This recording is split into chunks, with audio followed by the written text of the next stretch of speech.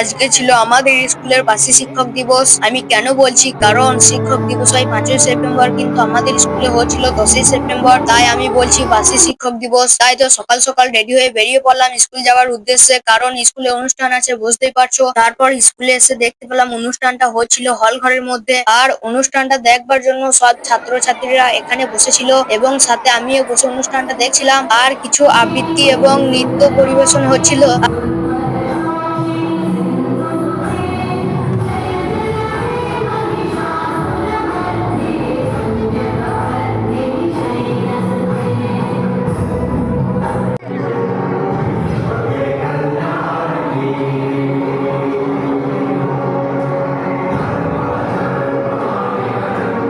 আর তার কিছুক্ষণ পর এইভাবে কিছু নৃত্য পরিবেশন হওয়ার পরে অনুষ্ঠানটি শেষ হয়ে গেল। আর তারপরেই ক্লাস 9 এর কিছু ছাত্র এবং ক্লাস 10 এর কিছু ছাত্র নিয়ে একটি ফুটবল প্রতিযোগিতা হচ্ছিল। আর খেলাটা তোমরা দেখতে পাবে পার্ট 2 তে।